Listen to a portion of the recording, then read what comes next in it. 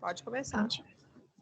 Então, bom dia. Meu nome é Amanda Ribeiro, sou farmacêutica e trabalho no laboratório de imunematologia casos complexos do EMOSSE. E hoje a gente dá início à nossa 12ª sessão de discussão de casos complexos de imunematologia. Então, no laboratório, a gente recebeu amostras da paciente APSN, 26 anos, sendo gestante. Junto com as amostras da paciente, veio o pedido de concentrado de hemácia para reserva cirúrgica. E na agência, a paciente apresentou PAI positivo.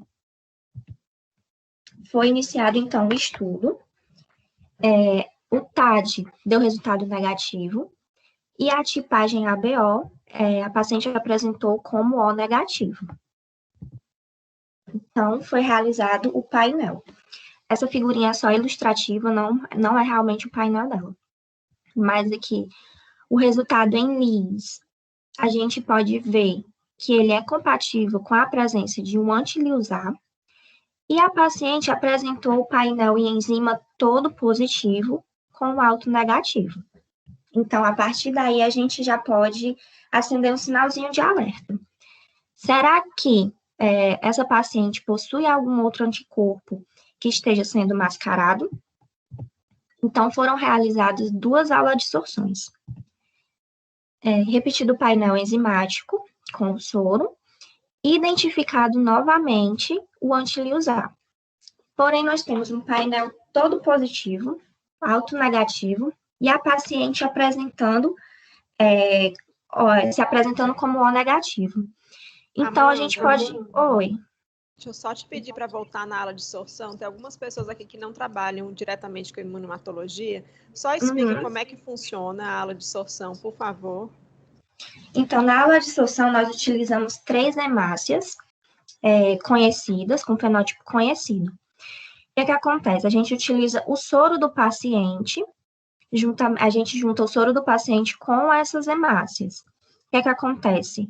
Nelas, vai se ligar o anticorpo que está presente no soro do paciente. Vamos supor, por exemplo, nessa aqui de cima, a gente tem, ela é FAIA negativa, né? Então, se o paciente tem um anti-FAIA, ele vai se ligar nessa hemácia. A gente repete esse processo de mistura do soro com as hemácias, com essas 3 hemácias, e, por exemplo, na segunda, a gente tem o FAI-B negativo, então o FAI-A é positivo. Nesse caso, confundi, só um minutinho. Vamos lá de novo. A gente mistura o soro do paciente com a hemácia. Nesse caso, ela é FAI-A negativa e FAI-B positiva. Então, se o paciente tem um anti-FAI-A, o anticorpo não vai se ligar a essa hemácia. Já na segunda hemácia, nós temos o anti-FAI-B, ou a gente tem o FAI-B negativo, então nós temos o FAI-A positivo. Então, o anti-FAI-A, ele vai se ligar nessa hemácia, e quando a gente retirar o soro, a gente vai ter o anticorpo ligado à hemácia. Eu não sei se ficou muito claro, doutora. Eu vou só repetir o que você já disse, certo? Toda vez que a gente faz aula de sorção, a gente tem a política no EMOSSE de sempre usar 3 hemácias, mesmo sabendo o fenótipo do paciente. Porque a gente entende que se a gente usar uma única hemácia com o fenótipo que a gente conhece, pode ser que a gente perca alguns antígenos que a gente não sabe que o paciente apresenta, já que a gente está vendo uma limitação na nossa hemácia, né? Eu posso perder algum anticorpo. E eu posso também ter um problema ainda mais sério, que são as variantes alélicas. Eu vou ter um paciente com uma variante alélica, por exemplo, um E pequeno parcial, né? Ou vamos falar do D parcial, que é mais fácil. Eu pego uma hemácia que é RHD positiva, porque meu paciente é RHD positivo. Mas, na verdade, esse meu paciente RHD positivo é um D parcial que tem um anti-D no seu plasma. Se eu usar uma única hemácia, eu posso não reconhecer esse anti-D que foi formado porque ele é parcial, ele vai se ligar esse anti-D à hemácia do paciente, eu não vou conseguir enxergar e não vou respeitar o anticorpo que o paciente tem. Então, nossa política no EMOSSE, mesmo se souber o fenótipo do paciente, é sempre usar 3 hemácias com fenótipos diferentes de doadores para trabalhar com a aula de sorção. E a aula de dissolução ela tem 2 passos, a gente está muito habituado com o primeiro apenas, que é trabalhar com soro adsorvido. Eu vou colocar o soro do meu paciente, que muitas vezes vai ter uma mistura de anticorpos, podem ser aloanticorpos ou aloanticorpo e autoanticorpo, apenas autoanticorpo, em contato com essas hemácias, e vou fazer com que os anticorpos que têm um sítio de ligação na hemácia, por exemplo, aqui a Amanda falou, essa hemácia DUF-A negativa e DUF-B positiva. Então, o anti-DUF-B se ligaria e o anti-DUF-A sobraria no soro adsorvido, porque eu não tenho sítio de ligação para o QEL, para o KID-A, para o DUF-A, para o M, para o S grande, para o Diego-A, nessa hemácia que eu estou trabalhando. E eu vou trabalhando com hemácias diferentes, exatamente para poder sobrar um soro adsorvido alguns anticorpos e ligar em outras hemácias esses mesmos anticorpos e eu tentar entender o que está acontecendo no final das contas. Eu posso trabalhar só com soro adsorvido ou eu posso trabalhar com soro adsorvido e o eluato. Lembrando que se eu tiver uma associação de alo e autoanticorpo, e esse autoanticorpo reagir com tudo na vida, né, for um anticorpo quanto antígeno de alta frequência, ele vai se ligar às 3 hemácias que eu vou estar trabalhando e vai sobrar o aloanticorpo no meu soro adsorvido, tá? Aqui a gente tem um painel com um provável anti-Liouzar com um anticorpo aparentemente contra antígeno de alta frequência. Então, eu espero que sobre o Liouzar nas hemácias se são Liouzar negativa e tudo o mais de alta frequência se ligue às 3 hemácias que eu estou trabalhando.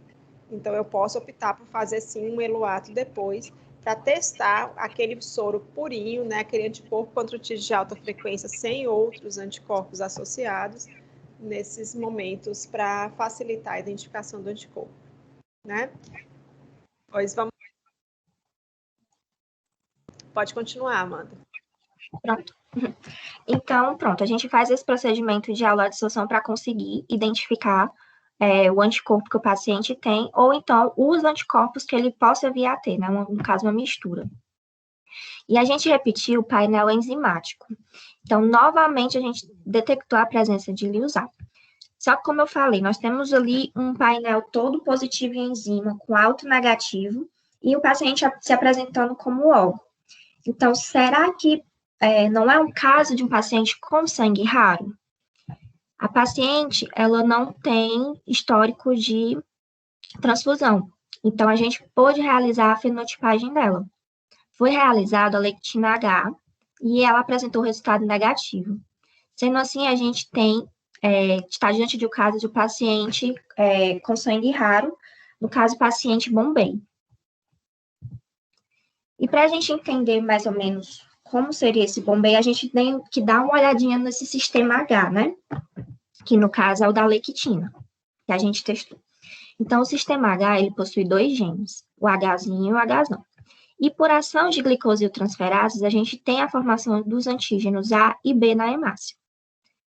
99% da população possui o gene Hzão ou Hzão, sendo que o Hzinho é a forma rara, né, que é o Bombay. Eles não apresentam os antígenos A, B e H nos eritrócitos e nem nas substâncias solúveis. Então, como se dá a formação do antígeno H? A gente tem aí, nos eritroblastos, a formação de uma cadeia precursora, que é formada por D-galactose e N-acetilglucosamina.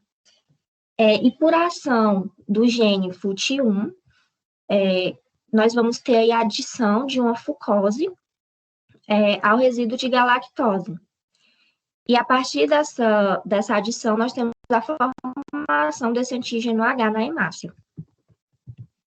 Por adição de outros açúcares, como, por exemplo, a N-acetilgalactosamina, a gente tem a formação do antígeno A, e por D-galactose, a gente tem a formação do antígeno B. O antígeno O, ele apresenta uma enzima afuncional, ou seja, a gente não tem adição de nenhum açúcar. Então, nesse caso, nós temos apenas a preservação do antígeno H. E, por isso, esses indivíduos, eles apresentam uma maior concentração, uma maior quantidade de antígenos H na hemácia, comparada aos indivíduos que possuem antígeno A e B. Então, o que é esse fenótipo Bombay, né? Ele é caracterizado pela perda da atividade das transferases A, B e A H e pela a funcionalidade do gene secretor. Ele foi identificado pela primeira vez em 1952 na Índia. Então, o que é que acontece? Os indivíduos que não possuem o gene FUT1, eles não conseguem adicionar o resíduo de fucose à galactose. Então, a gente não tem a formação do antígeno H na hemácia. E esses indivíduos também têm o gene FUT2 afuncionante.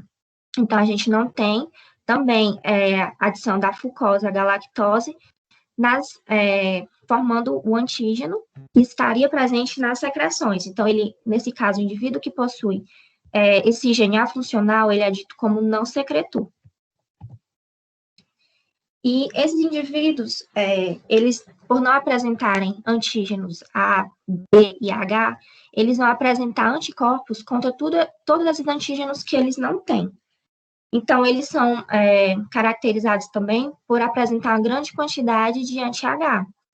Sendo assim, esses indivíduos não podem receber concentrados de hemácias de indivíduos do tipo O, porque, como a gente viu, os indivíduos do tipo O, eles possuem o antígeno H na hemácia.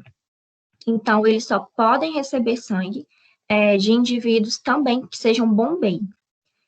Esse anti-H, ele é reativo a 37 graus Celsius, capaz de ativar complemento e de causar uma hemólise, uma reação grave de hemólise. E nós temos algumas formas de identificar esse fenótipo bombei. Como foi visto anteriormente com o uso da lectina, a gente pode fazer também teste de adsorção e eluição a partir da genotipagem e também a partir da procura dos antígenos na saliva. E é isso. Vamos lá fazer alguns comentários, né? A gente lembra que a gente tem dois fenótipos, né? O fenótipo bombei, que ele tem uma mutação no FUTS1 e no FUTS2, que vai fazer com que eu não tenha substância H e nem AB, né, nas hemácias e nas secreções. E eu tenho um outro fenótipo que é o parabombei. Você lembra, Amanda, chegou a ler um pouquinho sobre o parabombei? Li sim, doutora. O fenótipo parabombei, eles possuem não é que o gene FUT1 ele não funcione, ele funciona, mas de uma forma bem reduzida. Então, eles conseguem produzir um pouco do antígeno H, e eles têm o FUT2 também da mesma forma. Então, eles ainda conseguem produzir um pouco do antígeno H e dos antígenos A e B nas secreções e nas hemácias. Na verdade, a mutação do parabombei é no FUTS1, né? É um FUTS1 que ele não funciona e vai ter um FUTS2 que vai estar funcionando mesmo que parcialmente. Consequentemente, é um paciente que vai apresentar nas secreções a H, A e B, dependendo do ABO também que ele herdou dos pais, e vai ter alguma coisa na hemácia, mas por adsorção, certo? Eu tive uma coisa solúvel, um antígeno solúvel que vai se grudar à hemácia, tá?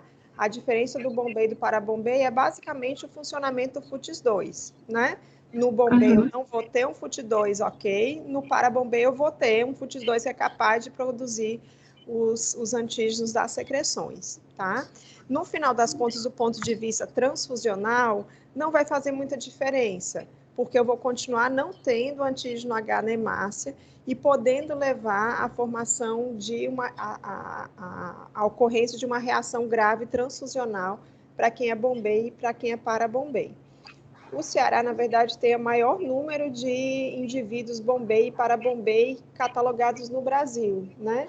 A gente tem algumas famílias, a última conta eram 9 famílias distintas, uma delas é dessa paciente, em que ela e a irmã são bombeis, e são pacientes realmente que acabam dificultando um pouco nossa vida e nos surpreendendo em alguns momentos.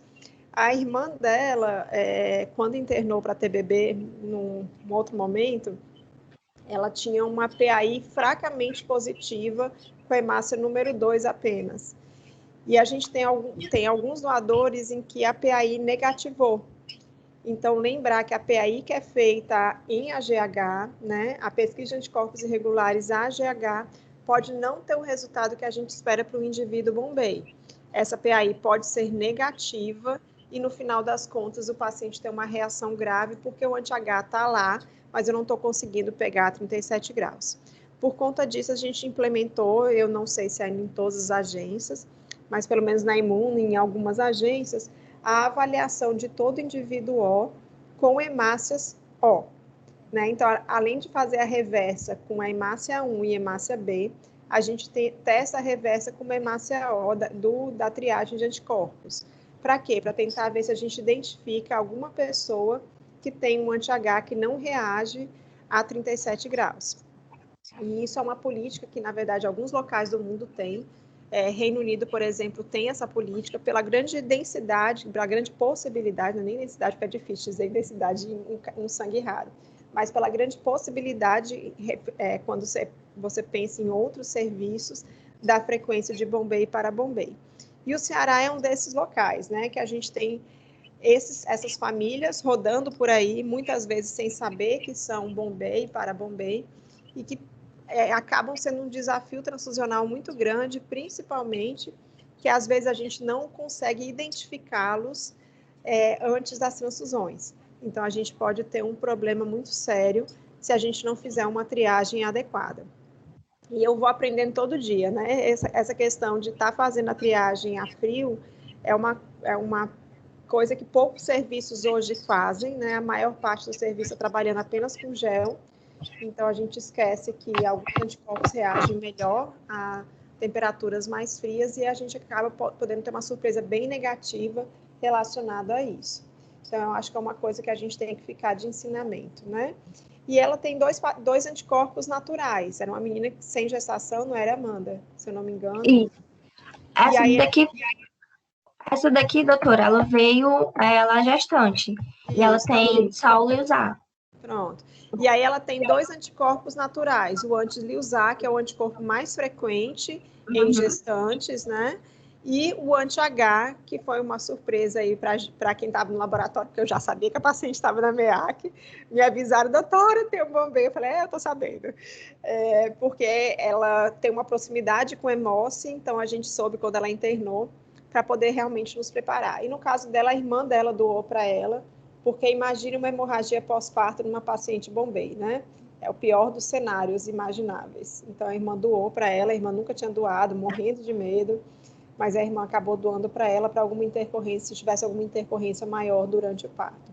E todo mundo da maternidade escola, um ouvidinho em pé do lado da paciente, porque sabia que aquela paciente não podia sangrar, né? Era uma paciente que tinha que ir tudo muito bem, e se sangrasse ia ter que ter um diagnóstico muito rápido e uma precisão muito rápida no tratamento, porque a gente não tinha muita tranquilidade para transfundir. Tinha uma bolsa apenas, se eu não me engano, a irmã é O positiva, eu nem lembrava que ela era O negativo, né? OH negativo.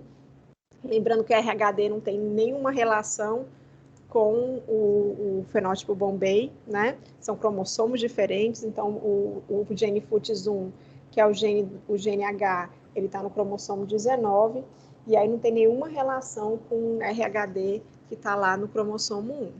Então, só lembrando que é azar mesmo, né? Você ser OH Bombay, né? RHD negativo, é para dificultar mesmo a achar os doadores.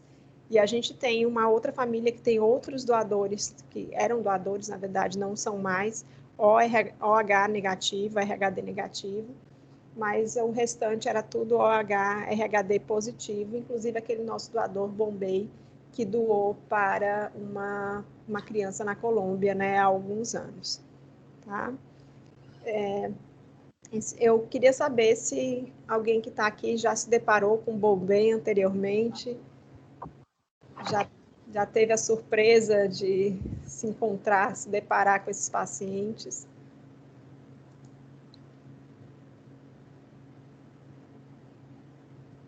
Eita, ninguém? Quem na Imuno que já viu esses pacientes? Imuno no Ceará. Todo mundo quietinho, então pelo jeito ninguém, né?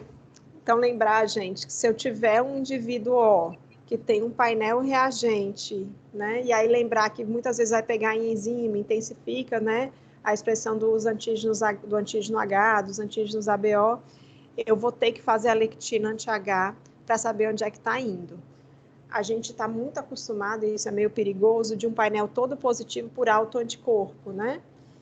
E a gente teve uma das famílias que a gente descobriu tinha um autocontrole positivo mais fraco. Então, estava usando uma medicação que acabou interferindo com o nosso autocontrole. E aí, quando a gente foi ver, na verdade, era uma Bombay. Então, nossa política hoje é testar com lectina anti-H toda vez que for do grupo O, mesmo se o autocontrole for positivo, tá? Alguém de outro serviço costuma fazer isso, testar com lectina anti-H todos os casos de anticorpos contra antígenos de alta frequência, mesmo quando o alto é positivo, o autocontrole é positivo. Quem que está aqui de outros serviços? Sim, o Denise. O Russo. Oi, Russo. Sim, é testa, sim. Infelizmente, nós nunca pegamos ainda. Né? Vamos ver se a gente consegue um dia encontrar o que a gente não quer, não, mas seria bom para o nosso serviço também, né? É bom quando é doador, Já né, Russo? Exatamente, né? Uhum. Pois é. Carol, eu vi que você está aí. No EMEPAR, vocês costumam fazer? Oi, bom dia. Não, a gente não costuma fazer, não. A gente só pegou um parabombei doador uma vez, mas nenhum paciente. Mas é uma coisa de se pensar. O bacana da gente discutir isso são esses, né, insights que a gente tem para pensar como melhorar o serviço. Isso. Eu acho que essa discussão é sempre importante, né, Carol? Essa discussão dos casos clínicos, cada um tem sua experiência, né? A experiência às vezes positiva e às vezes porque já levou um susto muito grande com alguma coisa. Eu já levei susto com Bombay, pelo menos 2 casos, que foi essa criança que tinha um TAD positivo, um autocontrole positivo, e no final das contas era uma criança Bombay. E, na verdade, a gente já teve o caso da irmã, a irmã dessa paciente era uma PAI extremamente fraca, uma cruzinha de nada, só numa das hemácias. A gente tem nossos doadores que são PAI negativo, que uma vez na vida apresentaram PAI positivo, mas agora estão com PAI negativo, quer dizer, iam passar sem nada. Então, por conta dessas coisas que a gente viu, né, na rotina, a gente implementou a questão da hemácia O no doador, no paciente de primeira vez, que é do grupo O, quer dizer, nunca transfundiu, é do grupo O, nós fazemos a triagem do anticorpo frio, né? E aí, se por acaso a triagem for positiva, a gente faz lectina anti-H no laboratório de imuno. E a outra coisa é que a gente passou a procurar.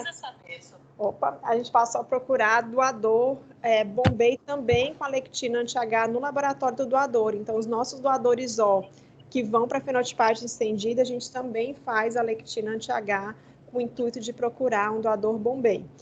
Exatamente por conta dessas surpresas que os nossos pacientes doadores não costumam ler o livro, né, que fala que reage a 37 graus e que a gente vai ver a PAI positiva, né, nem sempre isso acontece. Então, eu acho que é um aprendizado para todo mundo, para a gente não deixar passar, porque deixar passar um bombeio é uma das coisas mais graves que a gente pode fazer na imunohematologia, né, porque é uma transfusão que, se não for feita realmente com um doador adequado, o paciente vai a óbito. Mais alguém? Gente dos regionais, vocês já pegaram algum Bombay por aí ou só Fortaleza que tem esses casos? Ana Luzia. Oi, doutor. E aí, algum Bombay aí pelo Cariri? Bombei não. Bombay não, mas o resto, né, Ana Luzia? O resto tem de tudo. Ana Luzia, a dona do D-Dash, do primeiro Diego B negativo que a gente viu, né? Além de várias outras coisas que de vez em quando a gente encontra aqui no laboratório de imunohematologia. Quem mais aqui dos regionais? Célia, algum caso no Iguatu?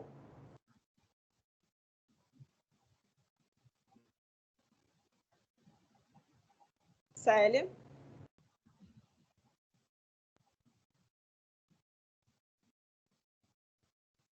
Está sem áudio.